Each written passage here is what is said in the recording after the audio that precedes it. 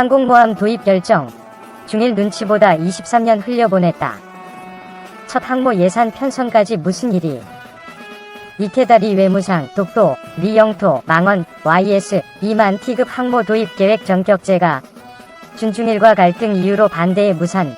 해군 대항해군 건설 여론 조성 나서. 천안함 사건 이후 해군의 질타 쏟아져 아덴만 여명작전 성공으로 여론 반전. 작년 도입 결정. 23년 전쟁 종지부. 지난해 7월 12일은 해군사의 역사적인 날로 기록됐습니다.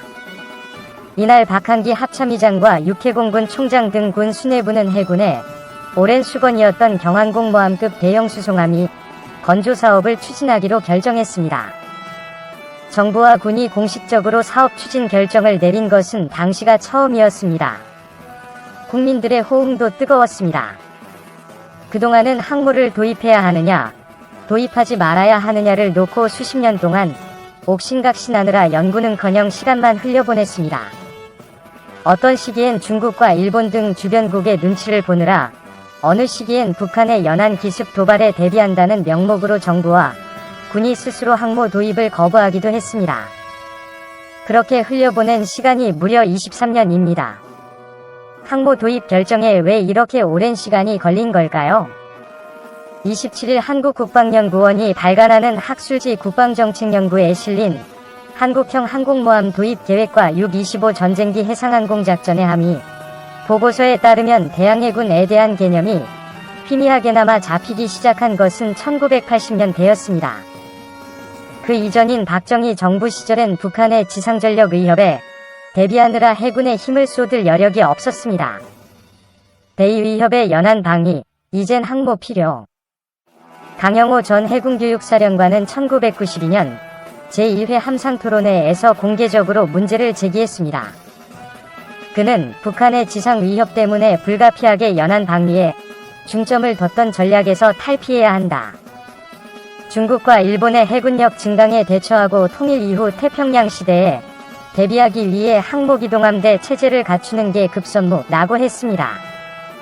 결정적인 전환점은 1996년이었습니다.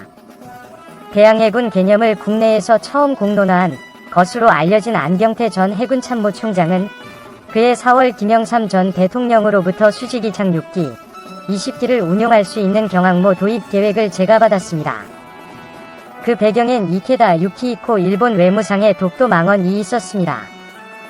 독도는 일본 영토의 일부라고 주장한 일본에 대해 반일 감정이 치솟았고 김 전 대통령의 지시로 2만 T급 항모와 구축함 6척 건조 계획이 마련됐습니다. 국민 열망을 대변하듯 1996년 서울에어쇼에는 현대중공업이 제작한 2만 T급 국산 경항모 모형이 등장하기도 했습니다. 그러나 어이없게도 국방부와 합참이 이 계획에 반대했고 이듬해 경항모 연구개발비는 전액 삭감됐습니다. 당시 언론 보도에 따르면 군은 항모 도입이 중국, 일본 등 주변국과의 불필요한 갈등을 야기할 수 있다는 이유로 반대했다고 합니다. 국방부 합참, 한반도는 불침항모 반대. 현재 항모 개발에 천문학적인 예산을 쏟아붓고 있는 중국이나 일본의 상황을 감안하면 실소가 나올 법한 논리였지만 당시엔 그렇게 계획이 무산됐습니다. 당시 육군 위주로 구성된 국방부와 합참 지휘부는 한반도 자체가 불침항모이기 때문에 항모가 필요 없다. 북한에 우선 대응해야 한다 고도 했습니다. 이때부터 해군 지휘부는 북한의 위협 대신 대항해군 건설을 주된 노선으로 삼고 여론 조성에 나섰습니다. 여기에 국민들의 공감대도 더해져 독도함과 마라도함 등 대형 수송함 건조 사업, 세종대왕함 등 이지스 구축함 KDX-3 건조 사업이 시작됐습니다. 하지만 2010년 3월 발생한 천안함 폭침 사건이 해군에 또 한 번이 고난을 안겼습니다. 1200T급 초계함이 북한의 어뢰 공격으로 침몰하면서 덩치만 크고 비싼 군함 만들면서 허세 부리다 앞마당이 뚫렸다. 연안도 못 지키면서 무슨 대항해군이냐는 언론의 질타가 이어졌습니다. 그러자 이명박 전 대통령까지 나서 우리 군이 현실보다는 이상에 치우쳐 국방을 다뤄온 것이 아닌지 반성해야 한다 고 군을 질책했습니다. 해군은 그해 국회 국정감사 업무보고서에 대항해군이라는 용어를 단 한마디도 꺼내지 못할 정도로 움츠러들었습니다. 올해 경항모 개발사업비 271억 첫 투입. 2011년 1월 여론은 다시 급반전했습니다. 해군 청해부대가 소말리아 해적에 의해 피랍된 사무 주얼리오 선원 21명을 단 한 명이 사망자도 없이 구출해낸 아덴만의 여명작전이 대대적으로 보도됐습니다. 이에 2012년부터 해군사관학교 졸업식에 대항해군이라는 용어가 다시 등장하고 해군의 노력이 점차 인정받기 시작했습니다. 여기에 2012년 중국이 첫 항모인 랴오닝호를 취역시키고 일본 내부에서 이즈모급 경항모로 전환하려는 움직임이 본격화하며 국산 항모 도입 논의의 가속도가 붙게 됩니다.